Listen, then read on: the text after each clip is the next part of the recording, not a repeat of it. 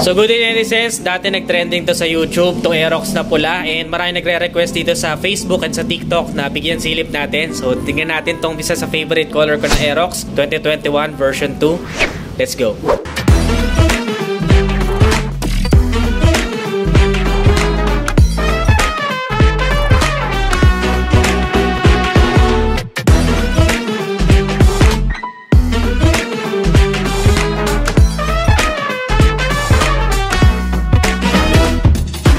Ayun na nga netizens, yung Aerox na pula, isa to sa favorite ko na color variation talaga ng version 2 ng Aerox. Isa sa mga nabago sa kanya is yung eyeline. Ayan o, parang may daytime running light na siya dito na sobrang goods na goods tignan for me. Parang dagdag aesthetic, nakakapagpapogi talaga sa motor. And ang ganda ng pagka-red niya kung makikita ninyo. Ayan o, parang candy red no. Sobrang astig ng pagkapula niya. Tapos LED na rin of course yung mga ilaw, so maliwanag na sa gabi. At the same time, meron tayo ditong halogen type bulb, ayan o, na turn signals. Ayan din yung kanyang busina, nandun. Naka single hydraulic disc to sa unahan. So itong kulay pulang variant ng Aerox ay hindi pa to ABS. So ayan, kung makikita nyo yung pot nya, single pot caliper lang yan. Finiture ko na rin tong Aerox na pula dahil kukunti lang units nito. So mahirap humanap ng units ng Aerox na pula. Meron din siyang windshield, ayan o. Tapos blue core, meron siyang blue core technology which will give you more power with less fuel. Ito naman yung parang passing light menu lang yan. Ganda rin ang kanyang panel gauge ng Aerox kasi kung makikita ninyo, ano siya kulay blue yung background tapos white yung fonts. Kompleto sa recados na rin makikita nyo kasi meron ditong time, speedometer, tapos RPM indicator niya. Napaka-astig kasi dalawa. May emblem din dito na ang Yamaha. Temperature check, tsaka engine check. Tapos ayan yung pinaka turn signals niya, left and right. Ganda rin tignan. May hazard button na rin na built-in. Equipped din siya with SMG or smart motor generator. Pag in-start mo, wala nang ignition sound. So tahimik na. Mas matipid sa baterya, mas magaan sa makina. Dito yung menu niya, ayan o. Makikita mo dito. Ayan. May trip meter, tsaka volt meter. Ayan o, 12 volts. Fuel gauge, ayun din. Tapos, meron na din yung Yamaha Motorcycle Connect. Pwede mo itong i-connect sa phone mo para ma-monitor mo kung kailangan mo na ba magpa-change oil, saan mo last na na-i-park. So, napaka-modern ng feature niya. Nice. May bulsa din yan, may console din yan dito. Of course, meron siyang cover para hindi mabasa yung gamit mo. Kasi kung makikita ninyo, meron siya ditong power outlet. Ayan o. 12 volts power outlet. So, pwede kang mag-charge ng inyong mga cellphone basta siguraduhin nyo lang na meron kayong adapter. Hindi naman siya ganun kalaliman, no? Pero mahalaga na rin na may bulsa dyan. Medyo malalim yung dito sa part na to. Siguro pwede itong lagyan ng hooks para kapag maglalagay ka ng gamit. Ayan. Convenient na rin siya kasi di mo na kailangan tumayo pag magpapagas ka. Dito na yung gas tank niya. Ayan. So, syempre, tatapat mo na lang to sa gitna. Tapos, pinutin mo tong fuel. Bubukas na tong fuel niya. Anis, astig. 5.5 liters na rin fuel tank capacity niya. So, hindi ka na mangangamba na lagi kang pagas ng pagas kasi mas lumaki na yung kanyang fuel tank capacity. Tapos ito pa isa sa mga nagustuhan ko yung seat niya. Ayan o, very luxurious, di ba? Ayan o, may stitches na siya dito. Tapos may Aerox dito nakalagay. May sandalan na yung pinaka driver. Solid na solid. So, dun din binubuksan yung seat. Pindutin mo lang yung seat, tapos bukas na. Meron tayo ditong around 25 liters of seat storage. Kasya din ng full face helmet. Depende sa brand and sa size. Pero so far, nagkasya yung LS2 nung tinry natin. So, kung kailangan mo talaga maglagay ng mga groceries, gamit pang long rides, kasyang-kasya na.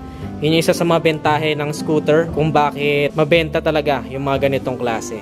Premium na premium din datingan yan. Meron pang emblem dito. Ganda ng pagka-red, no? Tingnan nyo yung design yan sa gilid. No? 155. Dito lang sa part na to, medyo nape-plainan ako para sa akin sa taste ko. Dito sa parang X-part, ayan o. Diyan sa parang X-part na yan.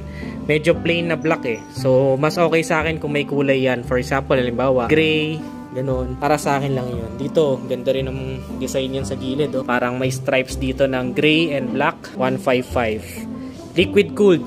Yan o. Liquid cooling system na siya. Meaning to say, ito ay wala ng problema. Ayan yung radiator niya sa mga habang biyahe. Basta tama ang coolant level. Di ka naman maproblema sa overheat or T-Reg. Dalawa rin ang shocks niyan, so kayang-kaya niyan yung mga mabibigat na riders or kahit mag-angkas ka pa. Yung angkas niya mukhang manipis lang yung angkasan na upuan, pero comfortable to. Ayon na yan sa OBR ko nung na-test drive namin. Ito yung pinaka-footboard niya, pwede nyo lagyan ng matting para hindi namumuti. And with VVA na rin siya, variable valve actuation. Mamamaximize mo talaga. Pagdating sa low speed, may torque. Sa middle to high RPM, mas lumalakas yung motor. Nagbabago ng camshaft. Solid, di ba? Pangkarera talaga datingan yan. Muffler niya, stig na stig din. Ayan, oh. Para sa akin, huwag nyo nang palitan ng aftermarket dahil gusto ko yung hatak kapag stock na exhaust. So, syempre, hindi pa keyless, of course, itong variant na to. Tapos, LED na. Ibang-iba na rin yung taillight niya. Ano? LED na. Mas maliit siya. Tapos, nakahiwalay, of course, yung turn signals. Kaya, nakahiwalay yan. Mas aesthetic. Kung sa aesthetic or sa forma, okay siya. Medyo, yun nga lang. Ingat, doble ingat kasi may chance pa rin na mabali. Pero tatak Yamaha, good pa rin ang pagkakamount. May ilaw din para sa plaka. Goods na goods. Kitang-kita yung plaka mo sa gabi. Reflectors, added visibility sa gabi kasi halos gatuldok na lang tayo sa gabi. Ground clearance din, hindi ka makakamba kasi ayos na ayos, walang sayad to sa mga humps ng Pinas, di ba? Solid, no? Ito lang, tapakan ng pillion ride. Medyo angat pa siya na ganyan. Mas maganda sana kung all the way doon, no? Pero maganda yung quality ng tapakan ng pillion ride. Alloy. May kill switch din, of course, sa side stand. Pag naka-side stand motor, hindi mag-i-start para hindi mo mapaandar na naka-side stand. Delikado kasi yun. Nagkukos ng aksidente. Ito yung reklamo ng iba kasi drum brakes pa daw yung likod. So, sana disc brake na. Pero for me, dahil napakabilis ng motor, maganda yung pagkakatimpla ni Yamaha dito sa drum brakes na to kasi hindi naglalak. So for me, okay na okay ang drum brakes na yan. Wala akong reklamo dyan. Pero if in the future, maging disc brake, mas ma-appreciate ko kung lalagyan ng ABS. Harap at likod para ready to race talaga tong motor na to. Ganda talaga ng kulay pula na Aerox. Parang nag-stand out siya sa akin. Okay din yung matte black. Tsaka yung isa yung parang fluorescent yung kulay ng mags. Pero para sa akin, kung sa fairings, sa plastic parts, mas trip ko talaga itong kulay pula. Stand out siya, parang kabali talaga ng egg. Head turner. Hindi rin dumihin yung pagkapula niya. Unang piga mo pa lang sa motor na to, talagang sasabi mo malakas talaga. Masasatisfied ka. Laki pa ng gulong niyan. 17 inches, 190 sa unahan, 110-90 sa likuran. Tubeless na. Iwas sakit sa ulo. Pag napako ka, iwanan mo lang dyan. Goods na goods pa rin. Seat height, abot pa rin kahit 5'3 in height. 780mm.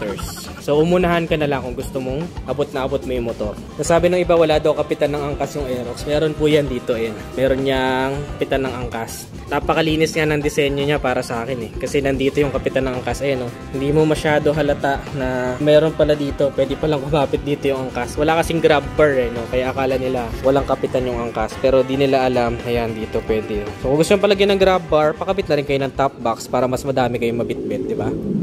So, syempre may mga magtatanong kung magkano tong Aerox na pula. So, tanongin natin yung presyo. Tara. So, ayan, kasama natin Sir JM ng Yamaha Motor Trade, Platero, Binyan, Laguna.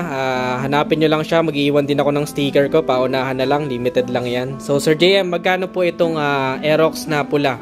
So, yung Aerox natin na ABS is 112,900.